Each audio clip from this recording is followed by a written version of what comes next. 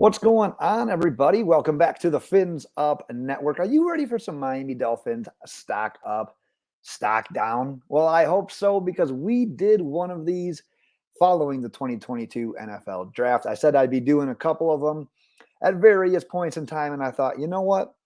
This is the perfect time. Minicamp just wrapped up. We've had some OTA practices. OTAs will be continuing on. But let's go ahead and do one now because we've got a lot of practice reports that have been out there, and we've got a little bit of shifting going on with the players. So let's do a little stock up, stock down. But real quick before we start, today's video serves as the last chance to get entered to win our giveaway for hitting 1,000 subscribers. So if you haven't heard yet, the prize is a Miami Dolphins canvas art from the Backroom Collection. Check out their website. It's backroomcollection.net. Check out all of their available options. I'm going to be giving away the viewer's choice that wins of one of their whatever Miami Dolphins one they want. That's what you're going to win. So you might ask yourself, well, how the hell do I get entered to win? Well, that's what I'm here for. I'm here to give you some advice, some directions. First, you got to subscribe. Subscribe right now. You got to be subscribed in order to win. So if you haven't done so already, first things first. Second, real simple. Comment the words fins up. As soon as you comment, you are going to be entered to win. And if you comment fins up on both this and the last video I did, you're going to get yourself 2 entries. So I'm going to compile everyone's entries, put them in a randomizer for the next video that we do. And in the next video, we will be announcing the winner. So thanks to everyone that subscribed, that's liked, that's commented, that's supported in one way or another. Oh, and speaking about commenting, real quick before we start, your homework. Let's hear your nominations for Miami Dolphins players that are stock up and stock down. But let's jump into mine because stock up, in my opinion, it is an obvious one. It's Christian Wilkins. Obviously, he's already in that starter role for the Dolphins, but he's improved every single year that he's been in the league.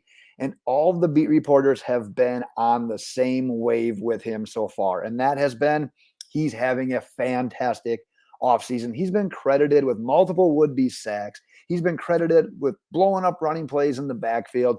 He even earned the coveted orange jersey in one of the OTA sessions. So he got to be DJ for the day. But the team picked up his 5th-year option early in the offseason.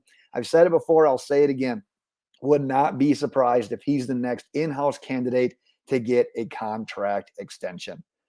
Let's jump into a stock down because after day 2 of minicamp, when Connor Williams said that he's been told that he's likely to play center this season, Michael Deiter's stock has dropped. Now, he'll likely be the team's backup center. He'll potentially be in the mix for that starting left guard spot yet. But regardless, you have to see this essentially as a demotion for Michael Deiter. The fact that the team seems to prefer moving an established left guard in Connor Williams over to center in favor of Deiter doesn't necessarily bode well for him. But I want so bad for things to click for Deiter. He started at guard. He started at center. He has that NFL experience. But at this point in time, the way things are going, he's kind of projecting just as this career backup, which kind of stinks because he went from winning the center job last year to now all of a sudden he's kind of turned into this preferred backup. So it's nothing but stock down right now for me for Michael Deiter. Let's stick to the offensive line for my next stock up because Mike McDaniel has mentioned Austin Jackson's name a few times in a positive light so far this offseason, most recently telling the media that, hey, I've been happy with the reps that Austin Jackson has been taking at right tackle. So I kind of feel like he has a leg up right now on any competition he may be facing for that job. We also need to keep in mind, shortly after Mike McDaniel was hired, remember how he kind of talked about not necessarily feeling the need for a complete overhaul from the offensive line this offseason. And that was kind of obvious with them only really going out and getting Armstead and Connor Williams, not making the plays for another right tackle or a JC Treader. He seemed to like what he saw on tape from both Austin Jackson and Liam Eichenberg and said, you know what, with my scheme, with new coaching, there's something there. There's something to work with those 2 players. And now we're to the point with how things are kind of shaken out where it might not be that big of a surprise if Liam Eichenberg is your team's starting left guard and Austin Jackson is the team's starting right tackle. But we need to keep a couple of things in perspective when we're talking about Austin Jackson. So no, he hasn't been great his first couple of years in the league. I get that. But he does have 2 years of starting under his belt, and he's only 22 years old. He'll be 23 when the year starts. But for comparison's sake, Trevor Penning, a recent first-round pick for the New Orleans Saints, is already 23 years old. So we're looking at a guy that's the same age as a rookie coming into the league. And I know the image of Austin Jackson literally being treated as a turnstile while playing tackle for the Miami Dolphins, that's etched into all of our minds. But let's give the new coaches some time to work with him, see if they can untap some of that potential, see if he can win the right tackle spot. Let's go to a stock down, and this one's a little bit unfair. I will say it already. This one's a little bit unfair on me because Eric Rowe has not done anything wrong. He's not done anything bad that's been reported in practice so far.